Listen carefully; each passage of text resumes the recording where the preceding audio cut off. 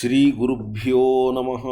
ಹರಿ ಓಂ. ಶ್ರಿಯಪತ್ತೆ ನಿತ್ಯಗಣಿತ ಗುಣಮಾಣಿಕ್ಯ ವಿಶದ ಪ್ರಭಾಜಾಲೋಲ್ಲಾಸೋಪಹತ ಸಕಲಾವದ್ಯತಮಸೆ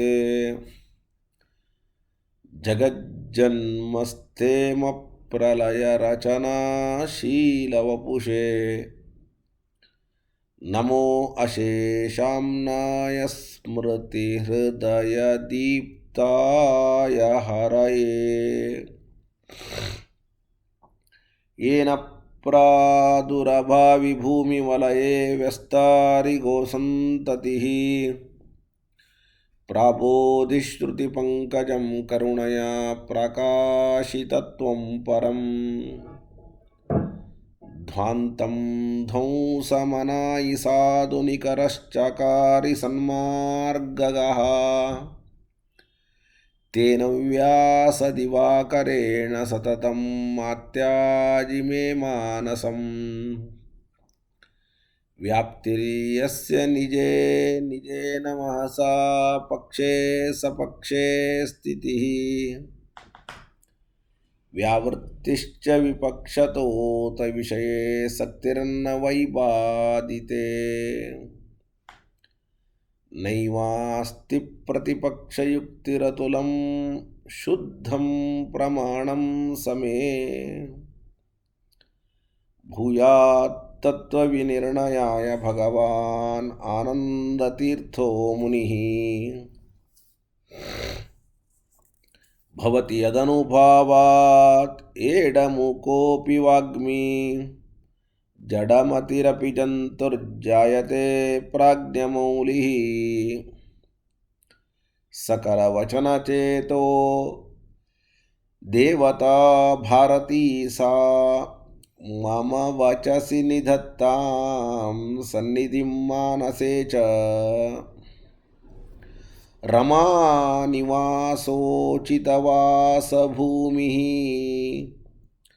ಸನ್ಯಾಯರತ್ನಾವಲಿ ಜನ್ಮಭೂಮಿಃ. ವೈರಾಗ್ಯಭಾಗ್ಯೋ ಮಮ ಪದ್ಮನಾಭ ತೀರ್ಥಾಮೃತಾಬ್ಧಿರ್ಭವತಾದ್ವಿಭೂತ್ಯೈ. ಪದವಾಕ್ಯಪ್ರಮಾಣಜ್ಞಾನ್ प्रतिवादिमदच्छिदः श्रीमदक्षोभ्यतीर्थाख्यान् उपतिष्ठे गुरून् मम.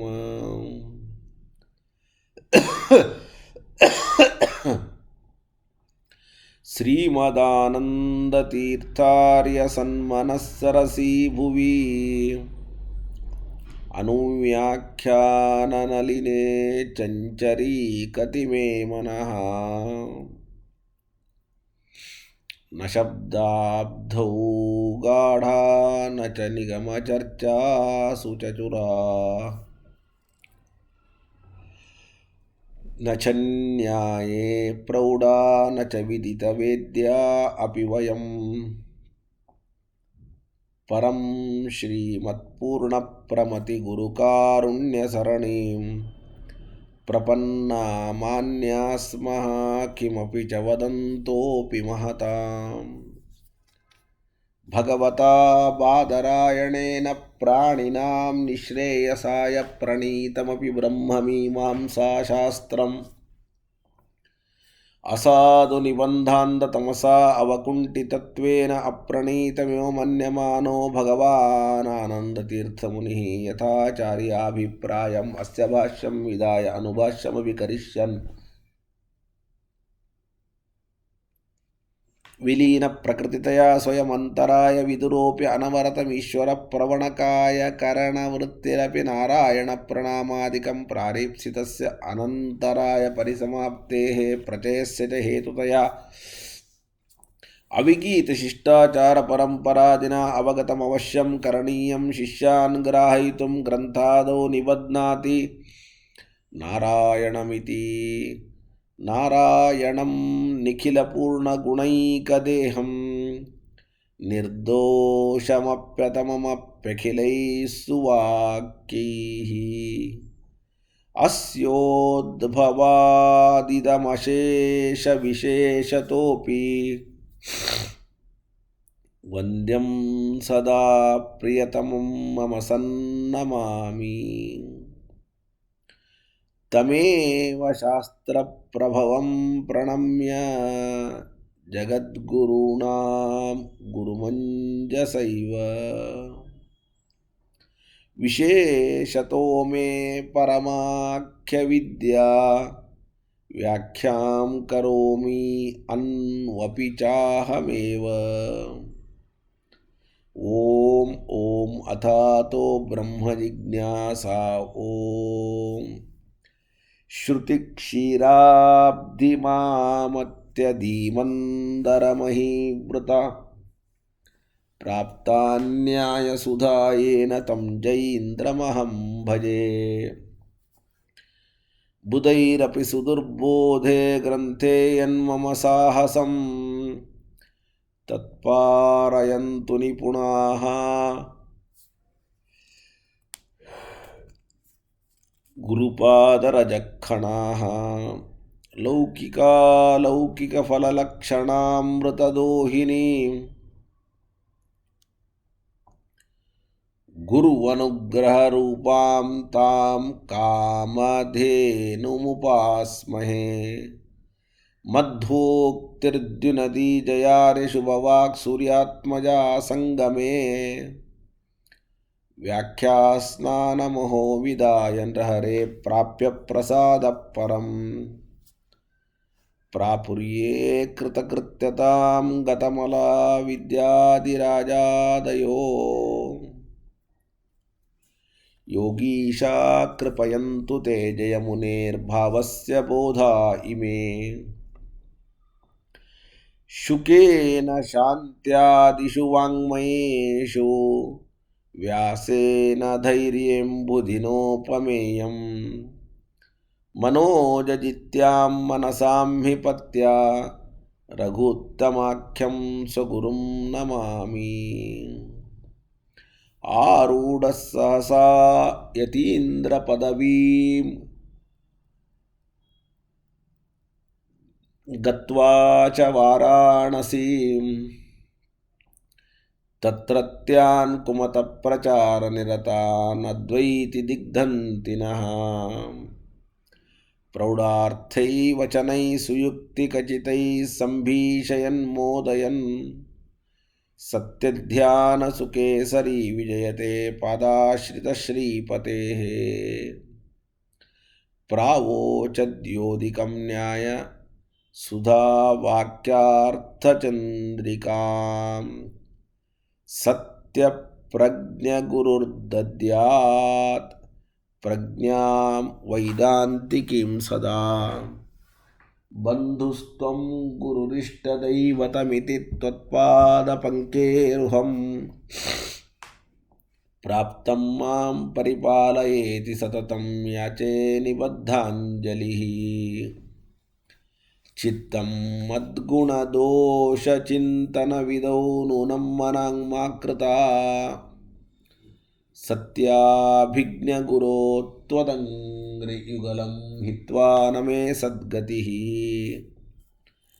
सत्याभिज्ञकराब्जोत्थान् पञ्चाशद्वर्षपूजकान् सत्यप्रमोदतीर्थार्यान् नौमि न्यायसुधारतान्। वेदेशमुनिसत्पादसेवा सम्प्राप्तवैभवान् यादवार्यान् वरसुधाटीकाकारान्वयन्नुमः। पृथ्वीमण्डलमध्यस्थाः पूर्णबोधमतानुगाः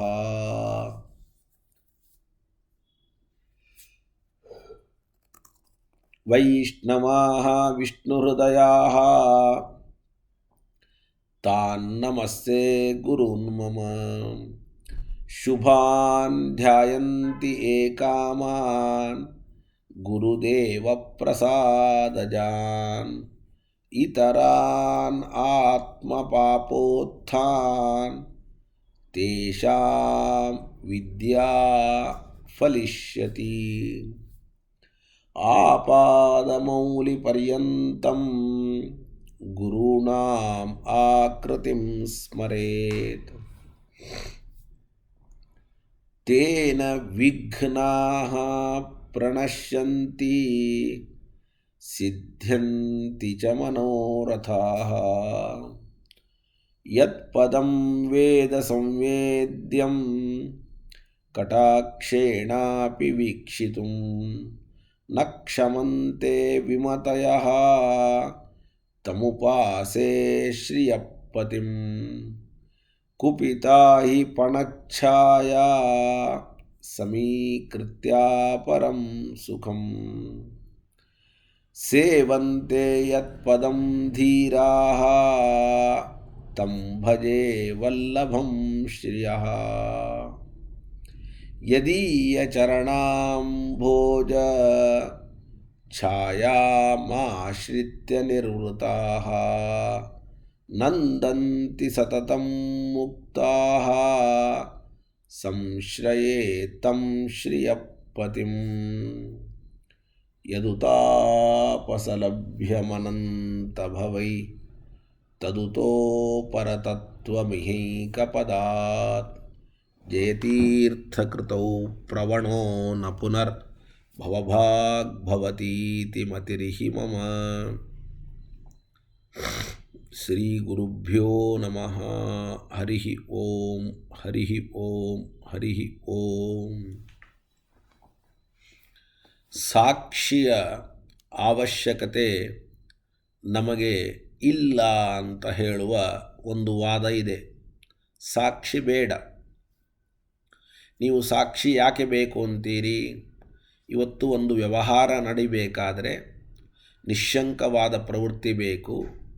ನಿಶ್ಶಂಕವಾದ ಪ್ರವೃತ್ತಿಗೆ ಕಾರಣವಾದದ್ದು ಈ ಜ್ಞಾನ ಯಥಾರ್ಥ ಅಂತನ್ನುವಂಥದ್ದು, ಅಥವಾ ಭ್ರಮ ಅಲ್ಲ ಅಂತ.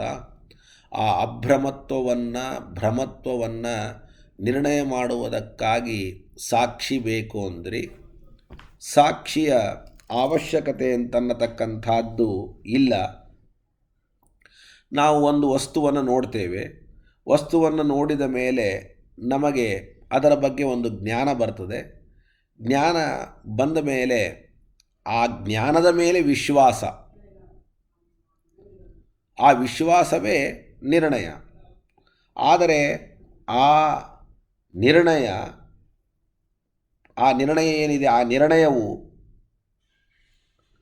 ಈ ಜ್ಞಾನ ಭ್ರಾಂತಿ ಹೌದೋ ಅಲ್ಲವೋ ಅಂಬುವಂತಹ ನಿರ್ಣಯವನ್ನು ಅಪೇಕ್ಷಿಸ್ತದೆ.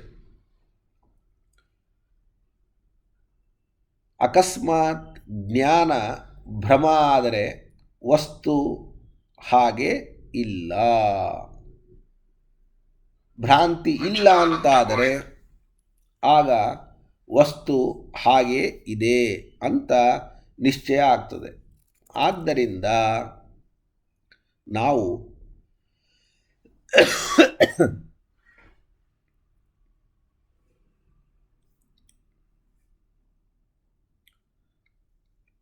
ಸಾಕ್ಷಿ ಯಥಾರ್ಥ ಅಂತ ಅವನಿಗೆ ಯಥಾರ್ಥ ನಿಯಮವನ್ನು ಯಾಕೆ ಒಪ್ಪಬೇಕು? ಒಪ್ಪುವ ಅವಶ್ಯಕತೆ ಇಲ್ಲ. ಕೇವಲ ಜ್ಞಾನದ ಭ್ರಾಂತಿ, ಜ್ಞಾನದ ಅಭ್ರಾಂತಿ ಇವುಗಳ ಮೂಲಕವಾಗಿಯೇ ಪ್ರವೃತ್ತಿಗಳು ನಡೆಯಲಿ ಅಂತ ಹೇಳಿದರು, ನಿಜ. ಆದರೆ ಒಂದು ವಸ್ತುವಿನ ನಿಶ್ಚಯ, ಆ ವಸ್ತುವನ್ನು ವಿಷಯೀಕರಿಸುವ ಜ್ಞಾನ, ಆ ಜ್ಞಾನ ಭ್ರಮನೋ ಅಭ್ರಮನೋ ಅನ್ನೋದರ ಮೇಲೆ ನಿಂತಿದೆ. ಆ ಜ್ಞಾನ ಭ್ರಮ ಆದರೆ ವಸ್ತು ಇಲ್ಲ, ಆ ಜ್ಞಾನ ಅಭ್ರಮ ಆದರೆ ವಸ್ತು ಇದೆ ಅಂತ. ಆದರೆ ಈ ಜ್ಞಾನವನ್ನು ಭ್ರಮ ಅಥವಾ ಭ್ರಮ ಅಲ್ಲ ಅಂತ ನಿರ್ಧಾರ ಮಾಡುವ ವ್ಯಕ್ತಿಗಳು ಯಾರು? ಅದನ್ನು ಸಾಕ್ಷಿ ಬಿಟ್ಟು ಬೇರೆ ಯಾವುದಾದರೂ ಒಂದು ವ್ಯಕ್ತಿಯಿಂದ ಮಾಡಿಸಲಿಕ್ಕೆ ಸಾಧ್ಯವಾ? ಸಾಧ್ಯ ಇಲ್ಲ. ಸಾಕ್ಷಿಯೇ ಮಾಡಬೇಕು. ಈ ಜ್ಞಾನ ಭ್ರಮ ಅಲ್ಲ ಅಂತ ನಿರ್ಧಾರವನ್ನು ಸಾಕ್ಷಿಯೇ ಮಾಡಬೇಕೇ ಹೊರತಾಗಿ ಸಾಕ್ಷಿಯನ್ನು ಬಿಟ್ಟು ಬೇರೆಯವರಿಗೆ ಮಾಡಲಿಕ್ಕೆ ಸಾಧ್ಯ ಅಂತನ್ನತಕ್ಕಂಥದ್ದು ಇಲ್ಲ. ಅಂದಮೇಲೆ ನೀವು ಸಾಕ್ಷಿಯನ್ನೂ ಒಪ್ಪಬೇಕು, ಸಾಕ್ಷಿ ನಿಯಮೇನ ಯಥಾರ್ಥ ಅಂತೂ ಒಪ್ಪಬೇಕು. ಸಾಕ್ಷಿಯನ್ನು ಒಪ್ಪಲಿಲ್ಲ ಅಂದರೆ ಭ್ರಮ ಅಭ್ರಮ ಅಂತ ನಿರ್ಣಯ ಮಾಡೋರಿಲ್ಲ. ಅಕಸ್ಮಾತ್ ಸಾಕ್ಷಿಯನ್ನು ಒಪ್ಪಿದರೂ ಸಾಕ್ಷಿಗೆ ಯಾಥಾರ್ಥ್ಯ ನಿಯಮೇನ ಯಥಾರ್ಥ ಅಂತನ್ನೋದನ್ನು ಒಪ್ಪಲಿಲ್ಲ ಅಂತಾಗಿಬಿಟ್ರೆ ಆಗ ಭ್ರಮವನ್ನು ಅಭ್ರಮ ಅಂತ ಗ್ರಹಣ ಮಾಡಿ ನಮಗೆ ನಿಜವಾಗಲೂ ಈ ಜ್ಞಾನ ಭ್ರಮನೋ ಅಭ್ರಮನೋ ಅಂತ ನಿರ್ಧಾರವೇ ಆಗದೇ ಇರುವಂತಹ ಪ್ರಸಂಗವೂ ಕೂಡ ಬರಲಿಕ್ಕೆ ಅವಕಾಶ ಅಂತನ್ನೋತಕ್ಕಂಥದ್ದು ಇದೆ. ಅದಕ್ಕೆ ಮುಖ್ಯವಾಗಿ ನಾವು ಸಾಕ್ಷಿಗೆ ಯಥಾರ್ಥತ್ವ ನಿಯಮವನ್ನು ಒಪ್ಪಿದರೆ ಯಾವ ಜ್ಞಾನ ಭ್ರಮವಾಗಿದೆಯೋ ಆ ಜ್ಞಾನವನ್ನು ಭ್ರಮ ಅಂತ ನಿರ್ಣಯಿಸುತ್ತೆ, ಯಾವ ಜ್ಞಾನ ಅಭ್ರಮವಾಗಿದೆಯೋ ಆ ಜ್ಞಾನವನ್ನು ಅಭ್ರಮ ಅಂತ ನಿರ್ಧಾರ ಮಾಡುತ್ತೆ. ಅದನ್ನೇ ಆಚಾರ್ಯರು ಭ್ರಮತ್ವಂ ಅಭ್ರಮತ್ವಂಚ ಸರ್ವಂ ವೇದ್ಯಂ ಹಿ ಸಾಕ್ಷಿಣ ಸಚೇತ್ ಸಾಕ್ಷಿ ಕ್ವಚಿತ್ ದುಷ್ಟಃ ಕಥಂ ನಿರ್ಣಯ ಈಯತೆ. ಈ ಅನುವ್ಯಾಖ್ಯಾನವನ್ನು ಈಗಾಗಲೇ ಓದಿ ಆಗಿದೆ. ಆ ಅನುವ್ಯಾಖ್ಯಾನದ ಅಭಿಪ್ರಾಯ ಹಾಗೂ ಅದರ ಅರ್ಥವನ್ನು ತಿಳಿಯುವ ಪ್ರಯತ್ನವನ್ನು ಮಾಡೋಣ. ಪ್ರತ್ಯಯಾನಾಂ ಭ್ರಮತ್ವಂ ಅಭ್ರಮತ್ವಂ ತದವಧಾರಣ ಉಪಯುಕ್ತಂಚ ಸರ್ವಂ ಕರಣದೋಷಾದಿಕಂ ಸಾಕ್ಷಿಣ ನಿಶ್ಚೇಯಂ. ಒಂದು ಜ್ಞಾನ ಇದೆ. ಈ ಜ್ಞಾನ ಭ್ರಮನೋ ಅಭ್ರಮನೋ, ಈ ಜ್ಞಾನದಲ್ಲಿ ಭ್ರಮತ್ವ ಇದೆಯೋ ಅಭ್ರಮತ್ವ ಇದೆಯೋ, ಆ ಭ್ರಮತ್ವ ಮತ್ತು ಅಭ್ರಮತ್ವ ಇವುಗಳ ನಿಶ್ಚಯಕ್ಕೆ ಉಪಯೋಗಿಯಾದದ್ದು ಕರ್ಣದೋಷ ಮತ್ತು ಸಂವಾದ. ಇಂದ್ರಿಯಗಳಲ್ಲಿ ದೋಷ ಇದ್ದರೆ ಈ ಜ್ಞಾನ ಭ್ರಮ. ಈ ಜ್ಞಾನಕ್ಕೆ ಸಂವಾದಿಯಾದ ಇನ್ನೊಂದು ಜ್ಞಾನ, ನನಗೆ ಅಯಂ ಘಟಃ ಅಂತ ಜ್ಞಾನ ಬಂತು. ಈ ಜ್ಞಾನಕ್ಕೆ ಸಂವಾದಿಯಾಗಿ ಇನ್ನೊಬ್ಬನಿಗೂ ಅಯಂ ಘಟಃ ಅಂತೆ ಜ್ಞಾನ ಬಂದಿದ್ದರೆ ಇದು ಭ್ರಮ ಅಲ್ಲ ಅನ್ನುವುದಕ್ಕೆ ಕಾರಣ. ಹೀಗೆ ಅಭ್ರಮ ಅನ್ನೋದಕ್ಕೆ ಕಾರಣ ಸಂವಾದ, ಭ್ರಮ ಅನ್ನುವುದಕ್ಕೆ ಕಾರಣ ಕರ್ಣದೋಷ. ಹಾಗಾದರೆ ಕರ್ಣದೋಷ ಇರಬಹುದು, ಭ್ರಮಕ್ಕೆ ಕಾರಣವಾದ, ಅಭ್ರಮಕ್ಕೆ ಕಾರಣವಾದ ಸಂವಾದ ಇರಬಹುದು. ಎಲ್ಲವೂ ಕೂಡ ನಿರ್ಧಾರವಾಗುವಂಥದ್ದು ಸಾಕ್ಷಿಯಿಂದ. ಅಕಸ್ಮಾತ್ ಕರ್ಣದೋಷಗಳು ನಿಶ್ಚಿತವಾಗದಿದ್ದರೆ ಅವುಗಳಿಂದ ಇದು ಭ್ರಮ ಇದು ಅಭ್ರಮ ಅಂತ ನಾವು ನಿರ್ಣಯಿಸಲು ಯಾವ ಕಾರಣಕ್ಕೂ ಕೂಡ ಸಾಧ್ಯ ಇಲ್ಲ. ಅನಿಶ್ಚಿತಸ್ಯ ಭ್ರಮತ್ವಾದ್ಯವಧಾರಣ ಅನಂಗತ್ವಾತ್ ಸಚೇತ್ ಸಾಕ್ಷಿ ಕ್ವಚಿದ್ವಿಷಯೇ ದುಷ್ಟಃ ಅಯಥಾರ್ಥಃ ಸ್ಯಾತ್ ತಥಾ ಕಥಂ ಕರ್ಣದೋಷಾದೇಃ ಭ್ರಮತ್ವಾದೇಃ ವಸ್ತುತಥಾತ್ವಾದೇರ್ವಾ ನಿರ್ಣಯಃ ಈಯತೆ.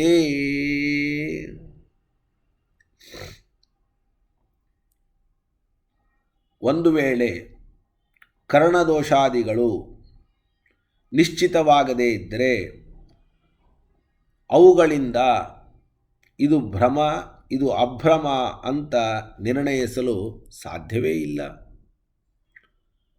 ಅಕಸ್ಮಾತ್ ನೀವು ಸಾಕ್ಷಿಯನ್ನು ನಿಯಮೇನ ಯಥಾರ್ಥ ಅಂತ ಒಪ್ಪಲಿಲ್ಲ ಅಂತಾದರೆ, ಸಾಕ್ಷಿಯೇ ಕೆಲವು ವಿಷಯದಲ್ಲಿ ದೋಷಗ್ರಸ್ತವಾಗಿದ್ದು ಅಯಥಾರ್ಥವಾಗಿ ಬಿಟ್ಟರೆ, ಸ್ವಯಂ ಸಾಕ್ಷಿ ತಾನೇ ಅಯಥಾರ್ಥವಾಗಿ ಬಿಟ್ಟರೆ ಅವನು ಕರ್ಣದೋಷಾದಿಗಳನ್ನು, ಭ್ರಮಕ್ಕೆ ಕಾರಣವಾದ ಕರ್ಣದೋಷಾದಿಗಳನ್ನು, ಕರ್ಣ ಅಂದರೆ ಇಂದ್ರಿಯ, ಆ ಇಂದ್ರಿಯಕ್ಕೆ ದೋಷ ಅಥವಾ ಅನುಮಾನದ ದೋಷ ಆಗಮದ ದೋಷ, ಆ ದೋಷಗಳನ್ನಾಗಲಿ ಅಥವಾ ಅದರಿಂದ ಉಂಟಾದ ಭ್ರಮತ್ವವನ್ನಾಗಲಿ, ಸಂವಾದವನ್ನಾಗಲಿ, ಸಂವಾದದಿಂದ ಉಂಟಾದ ಅಭ್ರಮತ್ವವನ್ನಾಗಲಿ ವಸ್ತುತತ್ವ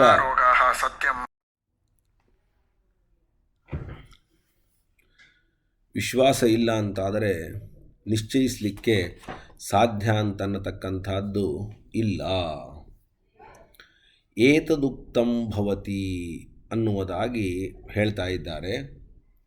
ಯದ್ಯಪಿ ಪ್ರತ್ಯಯಾನಾಂ ಭ್ರಮತ್ವ ಅವಧಾರಣಂ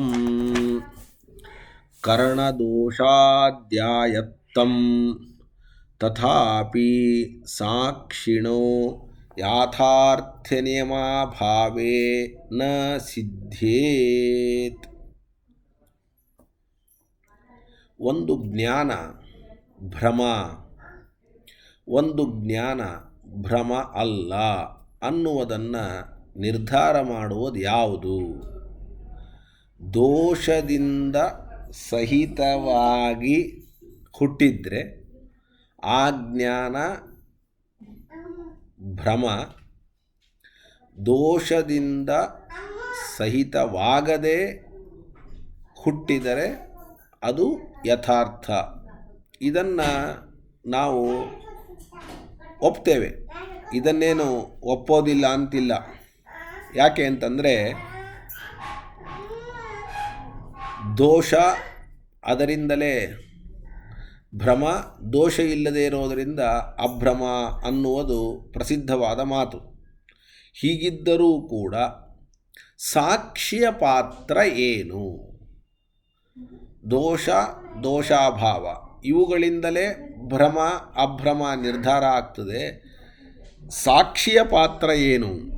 ಸಾಕ್ಷಿಯ ಯಥಾರ್ಥತ್ವದ ಪಾತ್ರ, ನಿಯಮೇನ ಯಥಾರ್ಥತ್ವದ ಪಾತ್ರ ಏನು ಅಂದರೆ, ಒಂದು ವೇಳೆ ಸಾಕ್ಷಿಗೆ ಯಥಾರ್ಥತ್ವ ನಿಯಮ ಇಲ್ಲ ಅಂತಾದರೆ ದೋಷಗಳೇ ಸಿದ್ಧಿಸಲಾರವು. ಯಾಕೆ ಅಂದರೆ ಭ್ರಮತ್ವ ಮತ್ತು ಅಭ್ರಮತ್ವದ ನಿಶ್ಚಯವನ್ನು ಕುರಿತು ಕರ್ಣದೋಷಾದಿಗಳು ಕೇವಲ ಇದ್ದರೆ ಸಾಲದು. ದೋಷ ಇದ್ದರೆ ದೋಷ ಇರುವಿಕೆ ಅನ್ನುವುದು ಭ್ರಮತ್ವ ಮತ್ತು ಅಭ್ರಮತ್ವದ ನಿಶ್ಚಯಕ್ಕೆ ಕಾರಣ ಆಗಲಿಕ್ಕೆ ಸಾಧ್ಯ ಇಲ್ಲ. ತಥಾಪಿ ಸಾಕ್ಷಿಣಃ ಯಾಥಾರ್ಥ್ಯ ನಿಯಮಾಭಾವೇ ನ ಸಿದ್ಧೇತ್ ನಹಿ ತತ್ ಸ್ವರೂಪೇಣ ಉಪಯುಕ್ತಂ. ನಹಿ ತತ್ ಸ್ವರೂಪೇಣ ಉಪಯುಕ್ತಂ. ನೋಡಿ ಹೇಗಿದೆ ಅದು. ಅತಿಪ್ರಸಂಗಾತ್, ಇದ್ದ ಮಾತ್ರಕ್ಕೆ, ದೋಷ ಇದ್ದ ಮಾತ್ರಕ್ಕೆ ಅದು ಭ್ರಮತ್ವದ ನಿಶ್ಚಯಕ್ಕೆ ಕಾರಣ ಆಗೋದಿಲ್ಲ. ಯಾಕೆ ಅಂದರೆ ಸ್ವರೂಪತಃ ಇದ್ದ ಮಾತ್ರಕ್ಕೆ ಭ್ರಮ ನಿಶ್ಚಯವಾಗುವುದಾದರೆ ಯಾರಿಗೆ ಇಂದ್ರಿಯದಲ್ಲಿ ದೋಷವಿದ್ದರೂ ಅವುಗಳ ನಿಶ್ಚಯವಿಲ್ಲವೋ, ಇಂದ್ರಿಯದಲ್ಲಿ ದೋಷ ಇದೆ ಆದರೆ ಅದರ ನಿಶ್ಚಯ ಇಲ್ಲ, ಅಂತಹ ವ್ಯಕ್ತಿಗೂ ಕೂಡ ಇದು ಭ್ರಮ ಎಂಬ ನಿಶ್ಚಯ ಬರಬೇಕಾದೀತು. ಆದ್ದರಿಂದ ಕರಣದೋಷಾದಿಗಳ ನಿಶ್ಚಯ, ಬರೀ ದೋಷ ಇರುವಿಕೆ ಅಲ್ಲ, ದೋಷದ ನಿಶ್ಚಯ. ನೋಡಿ, ಯಾಕೆಂದರೆ ದೋಷ ಇದೆಯೋ ಇಲ್ಲೋ ಅನ್ನುವ ಸಂಶಯ, ಬರೀ ದೋಷ ಇರುವಿಕೆ ಎರಡೂ ಕೂಡ ಭ್ರಮದ ನಿರ್ಣಯಕ್ಕೆ ಸಾಲದು. ಭ್ರಮದ ನಿರ್ಣಯಕ್ಕೆ ದೋಷ ಇರುವಿಕೆಯ ನಿರ್ಣಯ. ದೋಷ ಇದೆ ಅಂತ ನಿರ್ಣಯ ಆದರೆ ಆ ಜ್ಞಾನ ಭ್ರಮ. ಈಗ ನನ್ನ ಕಣ್ಣಿದೆ, ನನ್ನ ಕಣ್ಣು ನನಗೆ ಒಂದು ಜ್ಞಾನವನ್ನು ಹುಟ್ಟಿಸ್ತು. ಈ ಜ್ಞಾನ ಭ್ರಮನೋ ಅಲ್ಲವೋ ನಿರ್ಧಾರ ಆಗಬೇಕಾಗಿದೆ. ನಿರ್ಧಾರ ಆಗಬೇಕಾದರೆ ನನ್ನ ಕಣ್ಣಿನಲ್ಲಿ ದೋಷ ಇದೆಯೋ ಇಲ್ಲೋ ಅನ್ನುವ ಸಂಶಯ ಇದ್ದರೂ ನನ್ನ ಕಣ್ಣಿನಿಂದ ಹುಟ್ಟಿದ ಜ್ಞಾನ ಇದು ಭ್ರಮ ಆಗಲಿಕ್ಕೆ ಸಾಧ್ಯ ಇಲ್ಲ. ಅಥವಾ ನನ್ನ ಕಣ್ಣಿನಲ್ಲಿ ದೋಷ ಇದ್ದ ಮಾತ್ರಕ್ಕೆ ಜ್ಞಾನ ಭ್ರಮ ಅಂತಾಗಲಿಕ್ಕೆ ಸಾಧ್ಯ ಇಲ್ಲ. ನನ್ನ ಕಣ್ಣಿನಲ್ಲಿ ದೋಷ ಇದೆ ಅನ್ನುವ ನಿಶ್ಚಯ ಇದ್ದರೆ ಮಾತ್ರ ನನ್ನ ಕಣ್ಣಿನಿಂದ ಹುಟ್ಟಿದ ಜ್ಞಾನ ಭ್ರಮ ಅಂತ ನಿಶ್ಚಯ ಆಗಲಿಕ್ಕೆ ಸಾಧ್ಯ. ಅಂದಮೇಲೆ ಭ್ರಮ ಅಂತ ನಿಶ್ಚಯ ಆಗಲಿಕ್ಕೆ ಅದು ನನ್ನ ಕಣ್ಣಿನಲ್ಲಿರತಕ್ಕಂತಹ ದೋಷದ ನಿಶ್ಚಯ, ದೋಷದ ಸಂಶಯ ಅಲ್ಲ, ದೋಷದ ಇರುವಿಕೆಯೂ ಅಲ್ಲ, ದೋಷ ಇದೆ ಅನ್ನುವ ನಿಶ್ಚಯಾತ್ಮಕವಾದ ಜ್ಞಾನ ಮಾತ್ರ ಕಾರಣ ಅನ್ನುವುದನ್ನು ನಾವು ಅವಶ್ಯವಾಗಿ ಅಂಗೀಕಾರ ಮಾಡಲೇಬೇಕು. ಕಿಂತು ನಿಶ್ಚಿತಮೇವ, ಆ ನಿಶ್ಚಯವೂ ಕೂಡ ಸಾಕ್ಷಾತ್ ಅಥವಾ ಪರಂಪರೆಯ ಸಾಕ್ಷಿಯ ಅಧೀನ. ಆಯ್ತಪ್ಪ, ನಿಶ್ಚಯ ಕಾರಣ, ಮುಂದೇನು ಅಂತ ಕೇಳಿದರೆ ತನ್ನಿಶ್ಚಯಶ್ಚ ಸಾಕ್ಷಾತ್ ಪರಂಪರೆಯಾವ ಸಾಕ್ಷಿಣಿ ಆಯತತೆ, ಸಾಕ್ಷಿಣ್ಯಾಯತತೆ. ಸಾಕ್ಷಿಯ ಅಧೀನವೇ, ಸಾಕ್ಷಾತ್ ಅಥವಾ ಪರಂಪರೆಯ ಅದು ಕೂಡ ಸಾಕ್ಷ್ಯದ ಅಧೀನವೇ. ನನ್ನ ಕಣ್ಣಿನಲ್ಲಿರುವ ದೋಷ, ಕರಣದೋಷದ ನಿಶ್ಚಯವೂ ಕೂಡ ಸಾಕ್ಷಿಯ ಅಧೀನವೇ. ಸಾಕ್ಷಿಯು ಕರಣದೋಷಾದಿಗಳನ್ನು ತಾನೇ ನಿಶ್ಚಯ ಮಾಡಿಯೋ ಅಥವಾ ದೋಷಗ್ರಾಹಕ ಪ್ರಮಾಣದ ಪ್ರಾಮಾಣ್ಯವನ್ನು ನಿಶ್ಚಯಿಸುವುದರ ಮೂಲಕವೋ ಭ್ರಮತ್ವವನ್ನು ನಿಶ್ಚಯಿಸುತ್ತದೆ. ಅಂದಮೇಲೆ ಒಂದು ಸಂದರ್ಭದಲ್ಲಿ ಸಾಕ್ಷಿಯೇ ಸಾಕ್ಷಾತ್ತಾಗಿ ನೇರವಾಗಿ ದೋಷಾದಿಗಳನ್ನು, ಇಂದ್ರಿಯ ದೋಷಾದಿಗಳನ್ನು ತಾನೇ ನಿಶ್ಚಯಿಸಿ, ಅಥವಾ ದೋಷವನ್ನು ಗ್ರಹಿಸುವ ಪ್ರಮಾಣ ಇನ್ನೊಂದಿರುತ್ತೆ, ಆ ದೋಷವನ್ನು ಗ್ರಹಿಸುವ ಪ್ರಮಾಣದ ಪ್ರಾಮಾಣ್ಯವನ್ನು ನಿಶ್ಚಯಿಸುವ ಮೂಲಕವಾಗಿಯಾದರೂ ಕೂಡ ಭ್ರಮತ್ವವನ್ನು ನಿಶ್ಚಯಿಸ್ತದೆ. ಕೆಲವು ಕಡೆ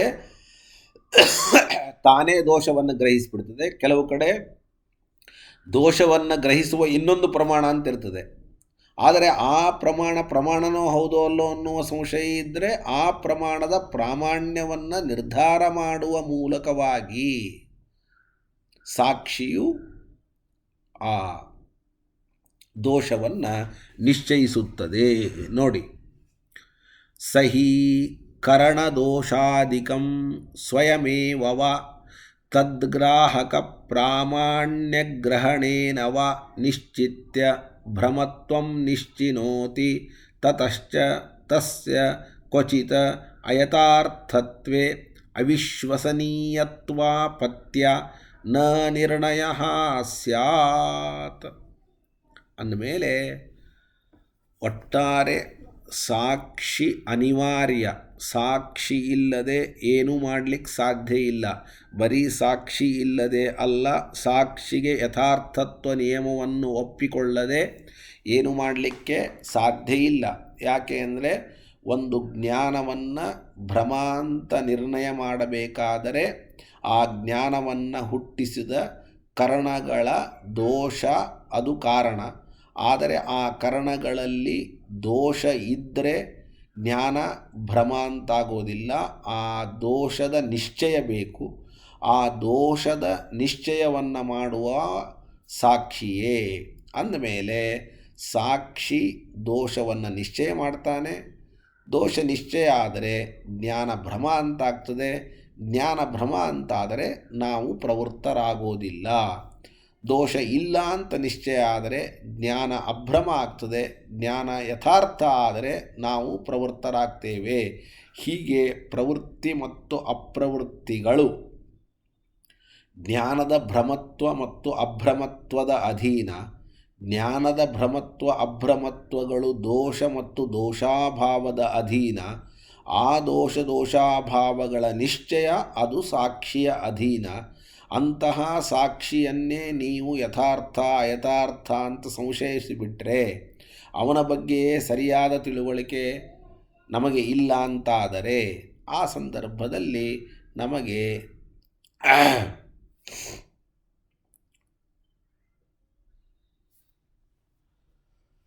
ಪ್ರಮಾಣವನ್ನು ಅಪ್ರಮಾಣ, ಅಪ್ರಮಾಣವನ್ನು ಪ್ರಮಾಣ, ದೋಷ ಇದ್ದಲ್ಲಿ ದೋಷ ಇಲ್ಲ ಅಂತ, ದೋಷ ಇಲ್ಲದೇ ಇದ್ದಲ್ಲಿ ದೋಷ ಇದೆ ಅಂತ, ಭ್ರಮವಾದದ್ದನ್ನು ಅಭ್ರಮ, ಅಭ್ರಮವಾದದ್ದನ್ನು ಭ್ರಮ, ಏನು ಅವ್ಯವಸ್ಥೆ ಅಂತ ಹೇಳಲಿಕ್ಕೆ ಸಾಧ್ಯ ಇಲ್ಲ. ಅಷ್ಟು ಅವ್ಯವಸ್ಥೆ ಆಗಿಬಿಡ್ತದೆ. ಆದ್ದರಿಂದ ಆ ರೀತಿಯಾಗಿ ಅಂಗೀಕಾರ ಮಾಡತಕ್ಕಂಥದ್ದು ಸರಿಯಾದದ್ದಲ್ಲ. ತತಶ್ಚ ತಸ್ಯ ಕ್ವಚಿದಯಥಾರ್ಥತ್ವೇ, ಸಾಕ್ಷಿಯನ್ನು ನೀವು ಅಯಥಾರ್ಥ ಅಂದ್ಬಿಟ್ರೆ ಅವಿಶ್ವಸನೀಯತ್ವಾಪತ್ಯ ನ ನಿರ್ಣಯ ಸ್ಯಾತ್. ಅಭ್ರಮತ್ವನಿಶ್ಚಯಸ್ತು ನ ಸಂವಾದಾದೀನಃ. ಅದರಂತೆ ಇಷ್ಟೊತ್ತಿನವರೆಗೂ ಒಂದು ಜ್ಞಾನ ಭ್ರಮ ಆಗಬೇಕಾದರೆ ಅದರ ಹಿನ್ನೆಲೆಯಲ್ಲಿ ಪೂರ್ಣವಾಗಿ ಸಾಕ್ಷಿಯ ಅನಿವಾರ್ಯತೆ ಇದೆ, ಸಾಕ್ಷಿಯ ಯಥಾರ್ಥತ್ವ ನಿಯಮದ ಅನಿವಾರ್ಯತೆ ಇದೆ ಅಂತ ತೋರಿಸಿಕೊಟ್ವಿ. ಇನ್ನು ಒಂದು ಜ್ಞಾನ ಅಭ್ರಮ ಆಗಬೇಕಾದರೆ, ಒಂದು ಜ್ಞಾನ ಯಥಾರ್ಥವಾಗಬೇಕಾದರೆ ಅದರ ಹಿನ್ನೆಲೆಯಲ್ಲಿಯೂ ಕೂಡ ಸಾಕ್ಷ್ಯ ಹಾಗೂ ಸಾಕ್ಷ್ಯ ಯಥಾರ್ಥತ್ವ ನಿಯಮದ ಅನಿವಾರ್ಯತೆ ಇದೆ. ನೀವು ಸಾಕ್ಷಿಯನ್ನು ಒಪ್ಪಲಿಲ್ಲ ಅಂದರೆ, ಸಾಕ್ಷಿ ಯಥಾರ್ಥ ನಿಯಮೇನ ಯಥಾರ್ಥ ಅಂತ ಒಪ್ಪಲಿಲ್ಲ ಅಂತಾದರೆ, ಆ ಸಂದರ್ಭದಲ್ಲಿ ನೀವು ಕೇವಲ ಸಂವಾದದಿಂದ ಒಂದು ಜ್ಞಾನವನ್ನು ಯಥಾರ್ಥ ಅಂತೂ ಕೂಡ ನಿರ್ಧಾರ ಮಾಡಲಿಕ್ಕೆ ಸಾಧ್ಯ ಅಂತನ್ನತಕ್ಕಂಥದ್ದು ಇಲ್ಲ ಅಂತ ಇನ್ನು ಮುಂದೆ ಹೇಳ್ತಾ ಇದ್ದಾರೆ. ನೋಡಿ, ಅಭ್ರಮತ್ವ ನಿಶ್ಚಯಸ್ತು ನ ಸಂವಾದಾದೀನಃ. ಅಭ್ರಮತ್ವ ಇದು ಭ್ರಮ ಅಲ್ಲ ಅಂತ ನಾವು ನಿರ್ಣಯ ಮಾಡಬೇಕಾಗಿದೆ. ಒಂದು ಜ್ಞಾನ ನನಗೆ ಬಂದಿದೆ, ಅದು ಭ್ರಮ ಅಲ್ಲ ಅಂತ ನಿರ್ಣಯ ಮಾಡಬೇಕಾಗಿದೆ. ಆ ನಿರ್ಣಯವನ್ನು ಮಾಡಬೇಕಾದರೆ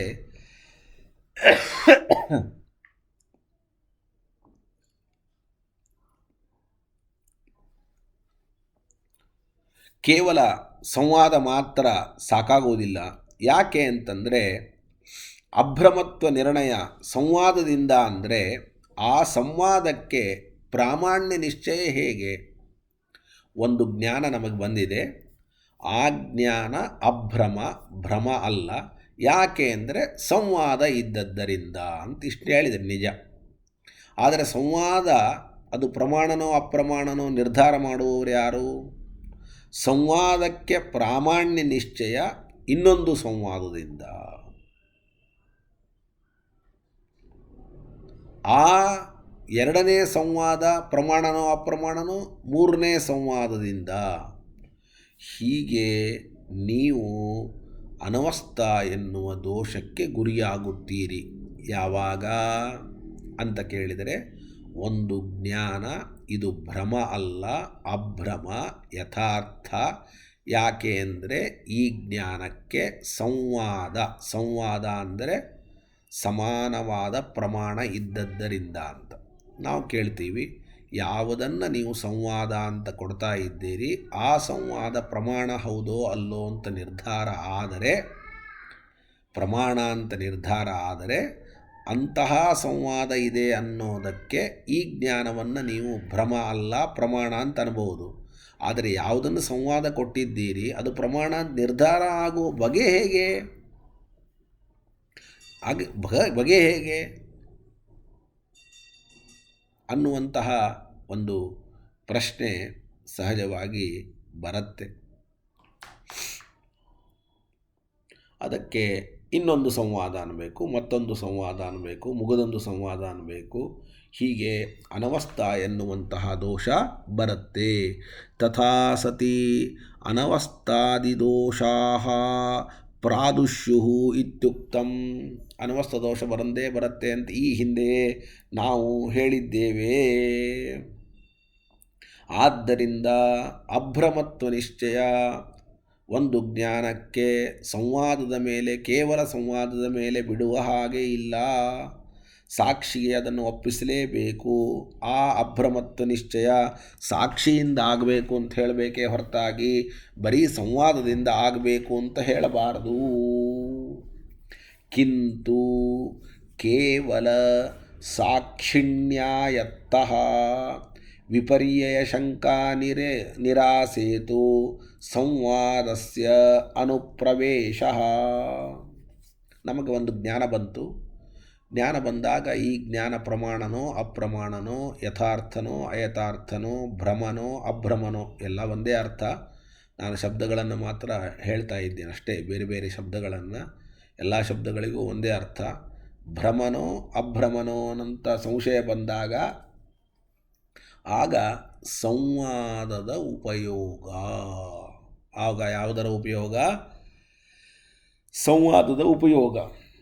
ಸಂವಾದವೂ ಕೂಡ ತನ್ನಲ್ಲಿ ಪ್ರಾಮಾಣ್ಯ ನಿಶ್ಚಯವಿಲ್ಲದೆ ಇದ್ದರೆ, ಅದು ಮೊದಲನೇ ಜ್ಞಾನದ ಹಾಗೆ ಪ್ರಮಾಣನೋ ಅಪ್ರಮಾಣನೋ, ಭ್ರಮನೋ ಅಭ್ರಮನೋ ಅನ್ನೋ ಸಂಶಯಕ್ಕೆ ಒಳಪಟ್ಟಂತಹ ಸಂವಾದ ಆಗಿಬಿಟ್ಟಿದ್ದರೆ, ಈಗ ನಾನು ಹೇಳಿದ್ದು ತಪ್ಪೋ ಸರಿನೋ ನನಗೆ ಸಂಶಯ ಇದೆ, ಅದಕ್ಕೆ ನಾನು ಇನ್ನೊಬ್ಬರನ್ನ ಕೇಳಲಿಕ್ಕೆ ಹೋದೆ. ಇನ್ನೊಬ್ಬರನ್ನ ಕೇಳಲಿಕ್ಕೆ ಹೋದಾಗ ಅವರೂ ಕೂಡ ಸಂಶಯಗ್ರಸ್ತರಾಗಿದ್ದರೆ, ಹೌದಪ್ಪ ವಿಚಾರ ಮಾಡ್ತೀನಿ ಅಂತಂದುಬಿಟ್ರೆ, ಆಗ ಅಂಥವರ ಮಾತನ್ನು ನಾವು ಪ್ರಮಾಣ ಅಂತ, ಸಂವಾದ ಅಂತ ಗ್ರಹಿಸ್ಲಿಕ್ಕೆ ಸಾಧ್ಯವಾ? 100%, 200% ಅಂತ ಯಾರು ಹೇಳ್ತಾರೋ ಅಂಥವರನ್ನು ನಾವು ಪ್ರಮಾಣ ಅಂತ ಅಂಗೀಕಾರ ಮಾಡಬೇಕೇ ಹೊರತಾಗಿ ಪ್ರಮಾಣನೋ ಅಪ್ರಮಾಣನೋ ಅಂತ ಅವರಿಗೇ ಸಂಶಯ ಇದ್ದಂತಹ ಇದ್ದರೆ, ಆಗ ಅಂತಹವರ ಸಂವಾದವನ್ನು ನಾವು ಸ್ವೀಕಾರ ಮಾಡಿದರೆ ಆ ಸಂವಾದನೂ ಪ್ರಮಾಣ ಅಲ್ಲ, ಸಂವಾದದಿಂದ ನನ್ನ ಮಾತು ಕೂಡ ಪ್ರಮಾಣ ಆಗಲಿಕ್ಕೆ ಸಾಧ್ಯ ಇಲ್ಲ. ಹೇಗೋ ಹಾಗೆ ಒಂದನೇ ಜ್ಞಾನ ಇದು ಯಥಾರ್ಥ ಅಭ್ರಮ ಅಂತಾಗಬೇಕಾದರೆ ಸಂವಾದದಿಂದ ಮಾಡಲಿಕ್ಕೆ ಹೊರಟಾಗ ಬರುವ ಸಮಸ್ಯೆ, ಆ ಸಂವಾದವೇ ಸ್ವಯಂ ಪ್ರಮಾಣವಾಗದೇ ಇದ್ದಾಗ ಇನ್ನೊಂದನ್ನು ಪ್ರಮಾಣ ಅನ್ನಲಿಕ್ಕೆ, ತಾನು ಸಂವಾದಿ ಆಗಲಿಕ್ಕೆ ಹೇಗೆ ಸಾಧ್ಯ ಅಂದಮೇಲೆ ಇನ್ನೊಂದನ್ನು ಯಥಾರ್ಥ ಅನ್ನಲಿಕ್ಕೆ, ಅದು ಸಹಕಾರಿಯಾಗಲಿಕ್ಕೆ ಯಾವ ಕಾರಣಕ್ಕೂ ಕೂಡ ಸಾಧ್ಯ ಅಂತನ್ನತಕ್ಕಂಥದ್ದು ಇಲ್ಲ.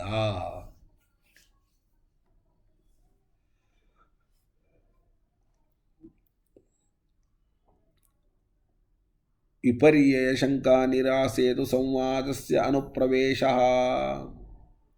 ಆದ್ದರಿಂದ ಅದು ಕೂಡ ನಚ ಸಂವಾದೋಪಿ ಅನಿಶ್ಚಿತೋ ಅಂಗಂ ತನ್ನಿಶ್ಚಯಶ್ಚ ಸಾಕ್ಷ್ಯದೀನಃ. ಹಾಗಾದ್ರೆ ಸಂವಾದ ಪ್ರಮಾಣನೋ ಅಪ್ರಮಾಣನೋ ನಿರ್ಧಾರ ಮಾಡೋದು ಯಾರು ಅಂದರೆ ಸಾಕ್ಷಿಯೇ.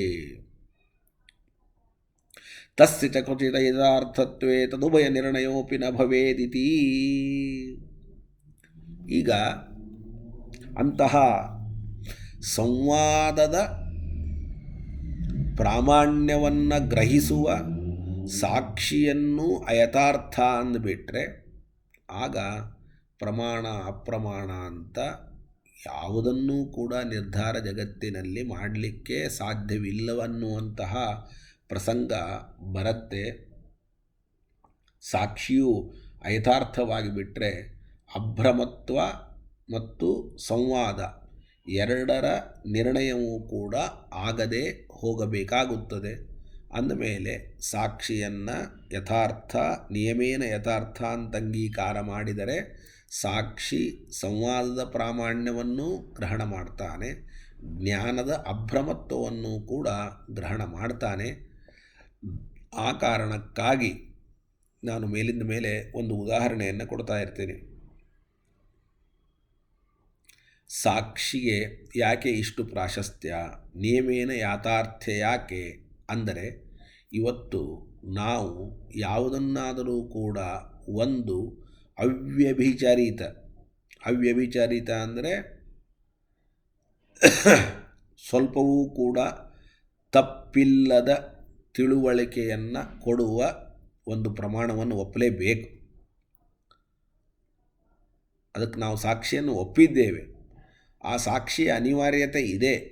ಯಾಕೆ ಅಂದರೆ ಇವತ್ತು ನಮಗೆ ತಪ್ಪಿಲ್ಲದ ತಿಳುವಳಿಕೆ 100ಕ್ಕೆ 100ರಷ್ಟು ಯಥಾರ್ಥ ಜ್ಞಾನಗಳು ಬರ್ತಾ ಇವೆ. ಯಥಾರ್ಥ ಜ್ಞಾನಗಳಿಂದ ಪ್ರವೃತ್ತಿಗಳಾಗ್ತಾ ಇವೆ, ನಿವೃತ್ತಿಗಳಾಗ್ತಾ ಇವೆ. ಕೆಲವನ್ನು ಮಾಡ್ತಾ ಇದ್ದೇವೆ, ಕೆಲವನ್ನು ಬಿಡ್ತಾ ಇದ್ದೇವೆ.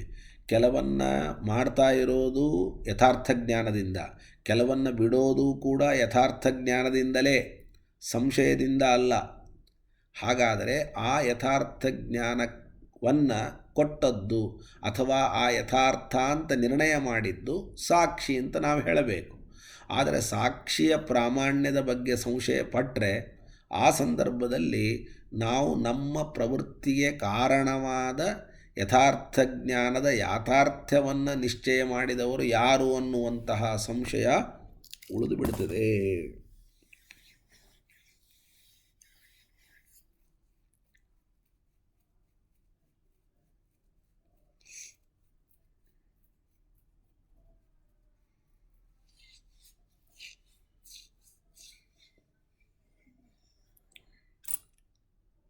ಒಂದು ನಿಮಿಷ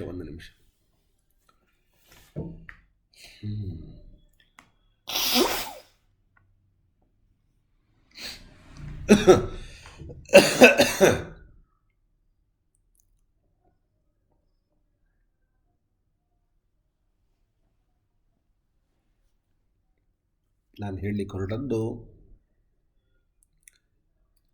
ನಾವು ಬೆಳಗಿನಿಂದ ಸಾಯಂಕಾಲದ ತನಕ ವ್ಯವಹಾರ ಮಾಡ್ತೇವೆ. ಯಾರಾದರೂ ಒಬ್ಬ ವ್ಯಕ್ತಿಯ ಮೇಲೆ ವಿಶ್ವಾಸ ಮಾಡಲೇಬೇಕು. ವಿಶ್ವಾಸ ಮಾಡಲಿಲ್ಲ ಅಂದರೆ ಕೆಲಸ ನಡೆಯೋದಿಲ್ಲ. ಅಂದಮೇಲೆ ಒಬ್ಬರನ್ನ ಮೇಲೆ ವಿಶ್ವಾಸ ಮಾಡ್ತೀವಿ. ಹಾಗೆ ನಮಗೆ ದಿವಸಕ್ಕೆ ನೂರಾರು ಯಥಾರ್ಥ ಜ್ಞಾನಗಳು ಹುಟ್ಟುತ್ತಾ ಇವೆ. ಯಥಾರ್ಥ ಜ್ಞಾನಗಳಿಂದ ಕೆಲಸಗಳಾಗ್ತಾ ಇವೆ. ನಾನು ಯಾರನ್ನೂ ಒಂದು ಅವ್ಯಭಿಚರಿತ ಪ್ರಮಾಣ ಅಥವಾ ನಿಯಮೇನ ಯಥಾರ್ಥ ಅಂತ ಒಪ್ಪೋದಿಲ್ಲ ಅಂತಾದರೆ ಇವತ್ತು ಒಂದೇ ಒಂದು ವ್ಯವಹಾರವೂ ಕೂಡ ನಡೀಬಾರದಾಗಿತ್ತು ಜಗತ್ತಿನಲ್ಲಿ. ಆದರೆ ಹಾಗೆ ಹೇಳಲಿಕ್ಕೆ ಸಾಧ್ಯ ಇಲ್ಲ. ಇವತ್ತು ಆ ತರಹ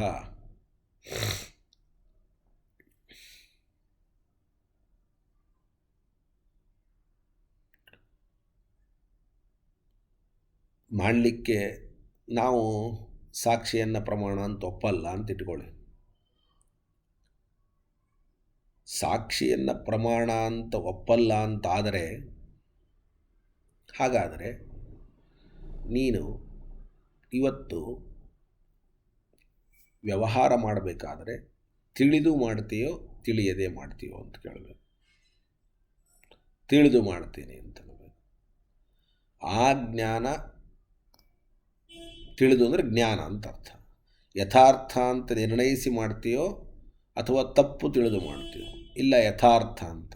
ಆ ಯಥಾರ್ಥದ ನಿರ್ಣಯ ಯಾವುದರಿಂದ ಆಯಿತು ಅಂದರೆ ಸಾಕ್ಷಿಗೆ ಬರಬೇಕು, ಬೇರೆ ಯಾವುದೂ ಇಲ್ಲ.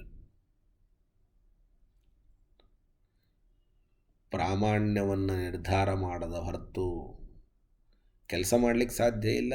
ಕೆಲಸ ಮಾಡಿದ್ದೇವೆ ಅಂದರೆ ಪ್ರಾಮಾಣ್ಯ ನಿರ್ಧಾರ ಆಗಿದೆ. ಆ ಪ್ರಾಮಾಣ್ಯ ನಿರ್ಧಾರದ ಹಿನ್ನೆಲೆಯಲ್ಲಿ ಸಾಕ್ಷಿ ಇಲ್ಲದೆ ಸಾಧ್ಯ ಇಲ್ಲ ಅನ್ನುವಂತಹ ಮಾತಿಗೆ ನಾವು ಬರಲೇಬೇಕು ಅಂತನ್ನುವಂತಹ ಒಂದು ಅಭಿಪ್ರಾಯವನ್ನು ಇಲ್ಲಿ ತಿಳಿಸ್ತಾ ಇದ್ದಾರೆ. ಇನ್ನು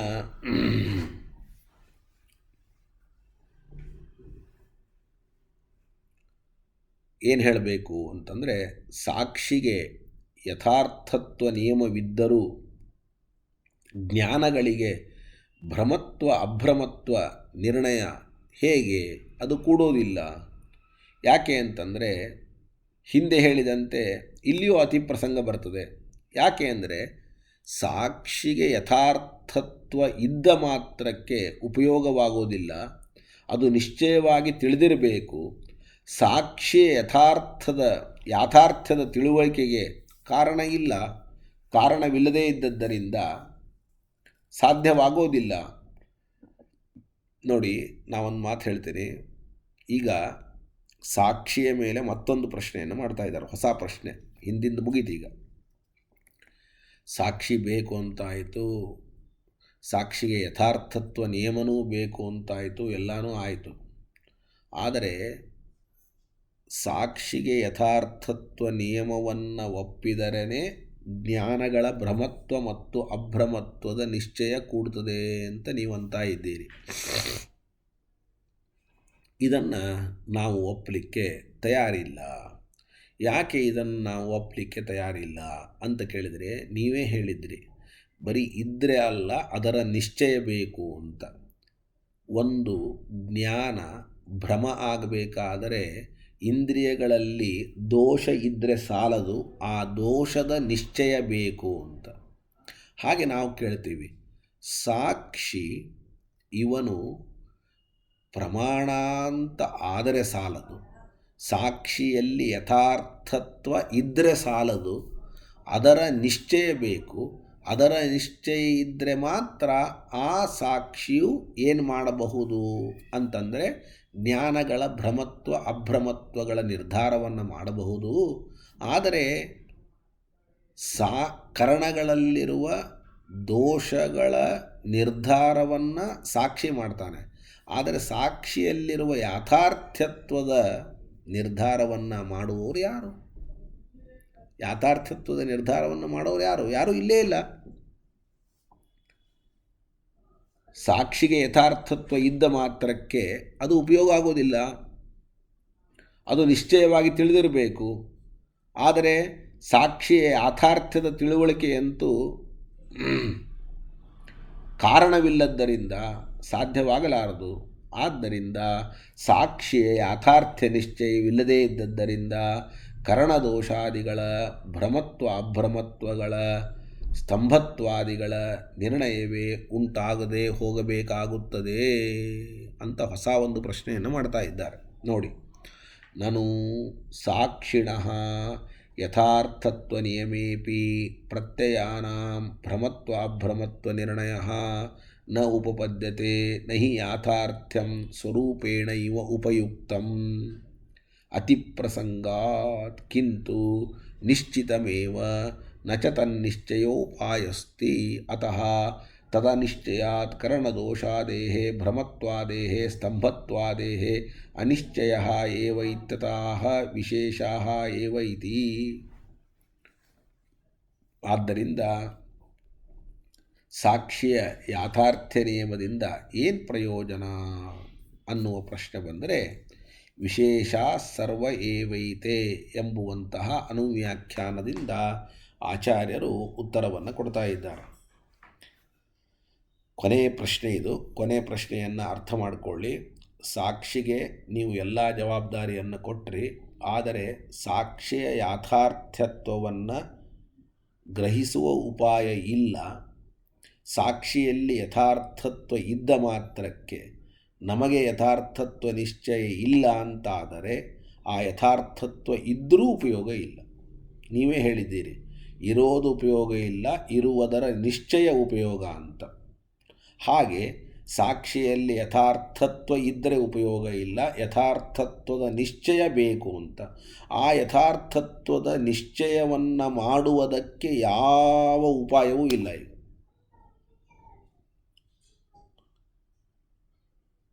ಯಾಕೆ ಅಂದರೆ ಇಂದ್ರಿಯಗಳಲ್ಲಿರುವಂತಹ ದೋಷಗಳ ನಿಶ್ಚಯಕ್ಕೆ ಉಪಾಯ ಸಾಕ್ಷಿ. ಆದರೆ ಸಾಕ್ಷಿಯಲ್ಲಿರುವ ಯಥಾರ್ಥತ್ವದ ನಿಶ್ಚಯಕ್ಕೆ ಉಪಾಯ ಯಾರು?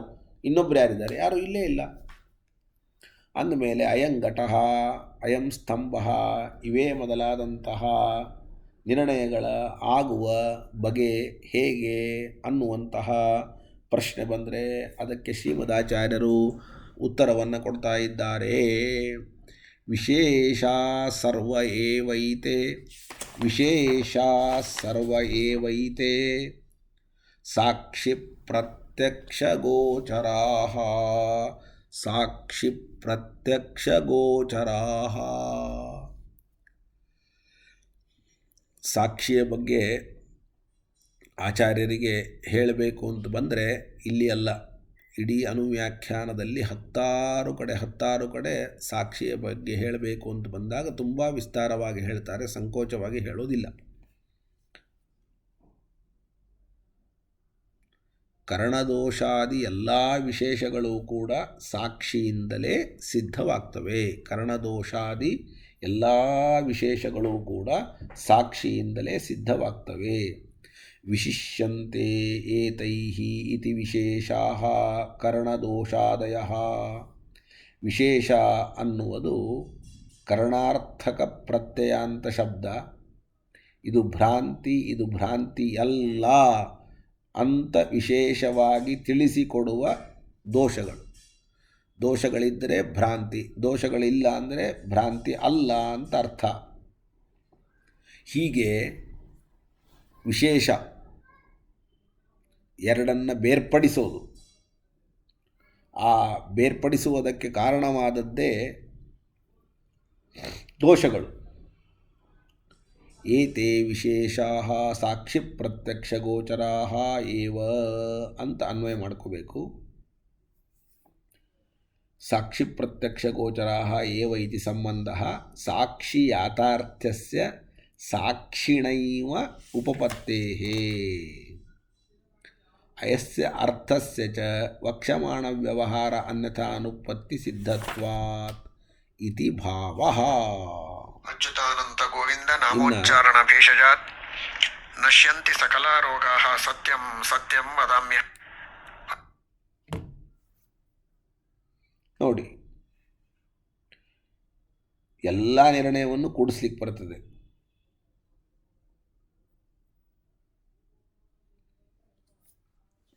ಅಂದರೆ ಸಾಕ್ಷಿಗೆ ನಾವು ಜವಾಬ್ದಾರಿ ಕೊಟ್ಬಿಟ್ರೆ ಆ ಸಾಕ್ಷಿ ತನ್ನ ಜ್ಞಾನ, ತನ್ನ ಪ್ರಾಮಾಣ್ಯ ಮತ್ತು ಜ್ಞಾನದ ಪ್ರಾಮಾಣ್ಯ ಎಲ್ಲವನ್ನು ನಾಲ್ಕನ್ನು ಗ್ರಹಣ ಮಾಡ್ತಾರೆ. ನಮಗೆ ಜ್ಞಾನವನ್ನು ಪ್ರಮಾಣ ಅಂತ ಸಾಕ್ಷಿ ಗ್ರಹಿಸಬೇಕಾಗಿದೆ. ಜ್ಞಾನವನ್ನು ಪ್ರಮಾಣ ಅಂತ ಗ್ರಹಿಸಬೇಕಾದ್ರೆ ಜ್ಞಾನವನ್ನು ಗ್ರಹಿಸಬೇಕು, ಜ್ಞಾನದಲ್ಲಿರುವ ಪ್ರಾಮಾಣ್ಯವನ್ನು ಗ್ರಹಿಸಬೇಕು. ಆದರೆ ನಾವು ಕೇಳ್ತೀವಿ, ಜ್ಞಾನದ ಪ್ರಾಮಾಣ್ಯವನ್ನು ಸಾಕ್ಷಿ ಗ್ರಹಿಸಲಿ, ಸಾಕ್ಷಿಯನ್ನು ಯಾರು ಗ್ರಹಿಸುವವರು, ಸಾಕ್ಷಿಯಲ್ಲಿ ಪ್ರಾಮಾಣ್ಯವನ್ನು ಯಾರು ಗ್ರಹಿಸುವವರು ಅಂದರೆ ಅದನ್ನು ತಾನೇ ಗ್ರಹಿಸ್ತಾನೆ. ಅಂದರೆ ಆಚಾರ್ಯರು ಇದನ್ನೇ ವಿಶೇಷ ಅಂತ ಹೇಳೋದು. ಸಾಕ್ಷಿ ತನ್ನನ್ನು ತಾನೇ ಗ್ರಹಿಸ್ತಾನೆ, ತನ್ನನ್ನು ಗ್ರಹಿಸಲಿಕ್ಕೆ ಇನ್ನೊಬ್ಬರ ಅವಶ್ಯಕತೆ ಇಲ್ಲ. ತನ್ನ ನಿಯತ ಪ್ರಾಮಾಣ್ಯವನ್ನು ಗ್ರಹಿಸಲಿಕ್ಕೂ ಇನ್ನೊಬ್ಬರ ಅವಶ್ಯಕತೆ ಇಲ್ಲ. ಜ್ಞಾನ ಜಡ, ಜ್ಞಾನದಲ್ಲಿರೋ ಪ್ರಾಮಾಣ್ಯವೂ ಜಡ. ಜ್ಞಾನ ತನ್ನಷ್ಟಕ್ಕೆ ತನ್ನನ್ನು ತಾನೇ ಗ್ರಹಿಸಲಿಕ್ಕಾಗಲ್ಲ, ತನ್ನ ಪ್ರಾಮಾಣ್ಯವನ್ನು ತಾನು ಗ್ರಹಿಸಲಿಕ್ಕಾಗಲ್ಲ. ಆದ್ದರಿಂದ ಜ್ಞಾನದ ಪ್ರಾಮಾಣ್ಯ ಅಸ್ವತಂತ್ರ. ಆದರೆ ಸಾಕ್ಷಿ ಚೇತನನಾದದ್ದರಿಂದ ಸ್ವತಂತ್ರನಾದವನು ತನ್ನನ್ನು, ತನ್ನ ಪ್ರಾಮಾಣ್ಯವನ್ನು, ಜ್ಞಾನದ ಪ್ರಾಮಾಣ್ಯವನ್ನು. ಈಗ ನಾನೇ ಕೆಳಗೆ ಬೀಳ್ತಾ ಇದ್ದೆ ಅಂದರೆ ಇನ್ನೊಬ್ಬರನ್ನು ಹಿಡಿದುಕೊಂಡು ಹೋಗಲಿಕ್ಕಾಗೋದಿಲ್ಲ. ಇನ್ನೊಬ್ಬರನ್ನು ಹಿಡಿದುಕೊಂಡು ಹೋಗಲಿಕ್ಕೆ ನಾನು ನಡಿಲಿಕ್ಕೆ ಬರಬೇಕು ಚೆನ್ನಾಗಿ. ನನಗೆ ನಡಿಲಿಕ್ಕೆ ಬಂದರೆ ಮಾತ್ರ ನಾನು ಇನ್ನೊಬ್ಬರನ್ನು ಹಿಡಿತೀನಿ, ಹೌದೋ ಅಲ್ಲೋ? ನಾನು ಇನ್ನೊಬ್ಬರನ್ನು ಹಿಡ್ಕೋಬೇಕಾಗಿದೆ. ಯಾರು ಹಿಡ್ಕೊಳ್ಳಿ ಅಂತ ವಿಚಾರ ಮಾಡ್ತಾ ಇದ್ದರೆ ಇನ್ನೊಬ್ಬ ನಡಿಲಿಕ್ಕೆ ಬರದೇ ಇದ್ದವನ್ನೇ ಹಿಡ್ಕೊಂಡ್ರೆ ಅವನು ಬೀಳ್ತೀನಿ, ನಾನು ಬೀಳ್ತೀನಿ, ಅವನು ಬೀಳ್ತಾನೆ, ನಾನು ಬೀಳ್ತೀನಿ, ಹೌದೋ ಅಲ್ಲೋ ಹೇಳಿ? ಹಾಗಾದರೆ ಇನ್ನೊಬ್ಬನನ್ನು ಇವನು ಹಿಡಿದುಕೊಂಡು ನಡೆದು ಬಂದ ಅಂತಂದರೆ ಯಾವನನ್ನು ಹಿಡಿದುಕೊಂಡಿರ್ತಾನೆ ಅಂತಹ ವ್ಯಕ್ತಿ 100% ಚೆನ್ನಾಗಿ ತನ್ನ ಕಾಲ ಮೇಲೆ ತಾನು ನಿಂತ್ಕೊಳ್ತಾನೆ, ತಾನೇ ನಡೀತಾನೆ, ಇವನನ್ನು ನಡೆಸ್ತಾನೆ. ತಾನು ನಡಿಲಿಕ್ಕೆ ತನಗೆ ಶಕ್ತಿ ಇದೆ, ಇನ್ನೊಬ್ಬರನ್ನು ನಡೆಸುವ ಶಕ್ತಿ ಇದೆ ಅಂದರೆ ಮಾತ್ರ ಅವನ ಕೈ ಹಿಡ್ಕೊಳ್ಳಿಕ್ಕೆ. ಹಾಗಿದ್ದ ಹಾಗೆ ಸಾಕ್ಷಿಗೆ ತನ್ನ ಹಾಗೂ ತನ್ನ ಪ್ರಾಮಾಣ್ಯದ ಗ್ರಹಣದ ಶಕ್ತಿಯೇ ಇದ್ದಿದ್ದಿಲ್ಲ ಅಂದರೆ ಜ್ಞಾನ ಪ್ರಾಮಾಣ್ಯದ ಗ್ರಹಣ ಶಕ್ತಿ ಇರಲಿಕ್ಕೆ ಸಾಧ್ಯ ಇಲ್ಲ ಅನ್ನೋದು ಇದರಿಂದ ತಿಳಿದುಕೊಳ್ಳಲಿಕ್ಕೆ ಸಾಧ್ಯ. ಆದ್ದರಿಂದ ಸಾಕ್ಷಿ ಇವನು ಯಥಾರ್ಥ.